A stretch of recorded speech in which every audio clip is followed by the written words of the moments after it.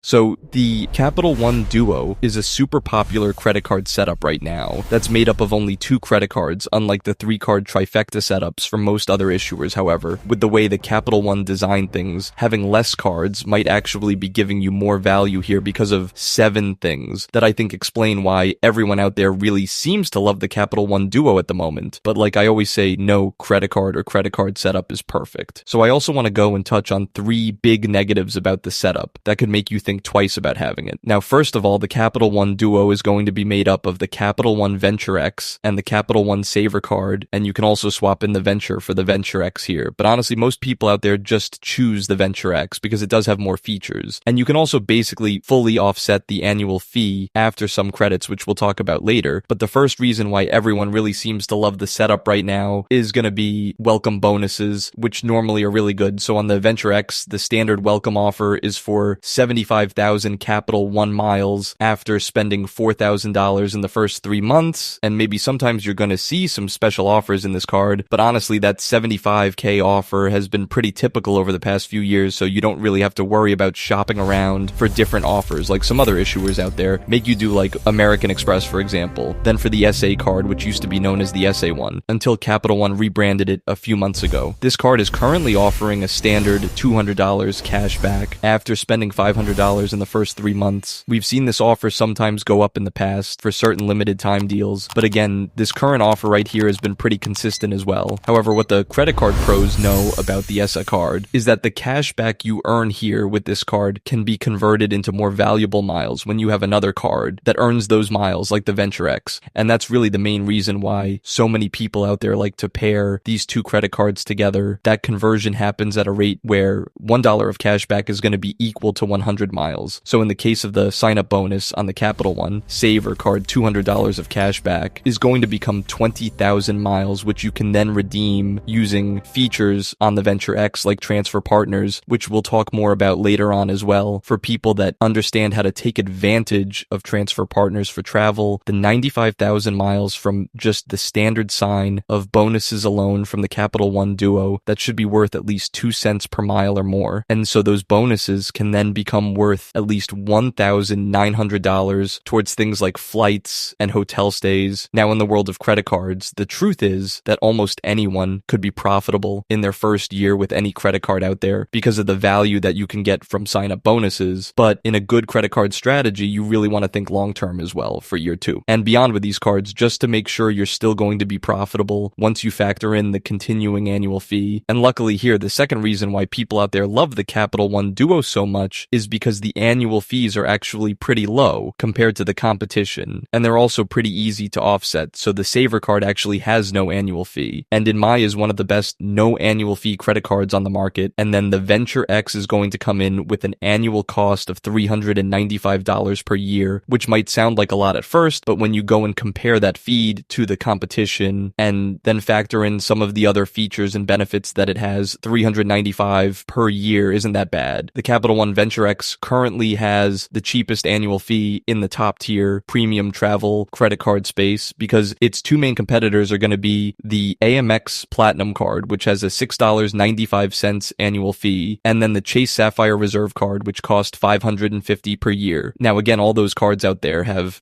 different ways to effectively reduce those fees with their different features and benefits they have. But from a top line perspective, the VentureX is going to be the cheapest, and I know a lot of people appreciate that. However, like I said, that $395 annual fee does come down pretty easily with just 2 credits on the VentureX. So the first one is going to be a $300 annual travel credit for anything booked through the Capital One travel portal, and then the second one is going to be a 10,000 miles anniversary bonus, which is worth $100 at a minimum, or potentially again even more than that. If you know how to use transfer partners, now you're going to get that $300 travel credit right away as soon as you open the VentureX, and then that credit is also going to reset every year on the date that you opt in retention offer to kind of keep customers happy with it. So you're only going to get that anniversary bonus starting on your first account anniversary in year 2 and every year beyond that with VentureX. So that means that if we factor in the $300 travel credit every year plus the $75k welcome bonus in year 1 at a conservative 1 cent per mile value of only $750, or the $10k anniversary bonus in year 2 and beyond only at a 1 cent per mile value at $100. Then if we subtract the 3.95 annual fee, that means in year one, we're getting $655 of positive expected value with VentureX. But then in year two and beyond, we're still going to be getting $5 of positive expected value with this card. And then when you go ahead and throw in the no annual fee saver card into this mix, you start to see that for people out there who know they're going to use the credits on the VentureX year after year, and right now there's really no net out-of-pocket cost to have the Capital One Duo, that means that all the other features and benefits here on these cards are basically just going to be pure value profit. And that is going to lead me to the third reason why people really seem to be loving the Capital and Duo right now, which is going to be the spending multipliers that I think honestly are some of the best out of any two credit card setup on the market. So the way that I look at these two credit cards together is that the Savor is going to be sort of your food and entertainment card, and then the VentureX is going to be both your travel card as well as your catch-out card for everything else. That's because the Savor earns 3% cash back, which again is really going to be 3x miles per dollar on grocery stores, dining, entertainment, and popular streaming services. And then the VentureX is going to earn 10xm per dollar on hotels and rental cars booked through Capital One 5, xm on flights and vacation rentals booked through Capit 1, plus a flat 2xm per dollar on all other purchases, again as a catch-all card for my own friends and family who ask me all the time about what credit cards to get without having to manage like 10 plus cards. Like, I do this is basically going to be my go-to setup to recommend, because for the average person out there, it's pretty easy to remember that, okay, I'm just going to use the SA card at the grocery store, and anytime I go out to eat, and then I'm also going to go ahead and set that as my automatic payment method on my streaming services, and then maybe I'll use it if I go out to the movies, a concert, or a sports game as well. Then for everything else that people aren't really sure about, they could just pull out their VentureX, because earning 2x back on everything else is still going to be really good. And then obviously if they ever have to go and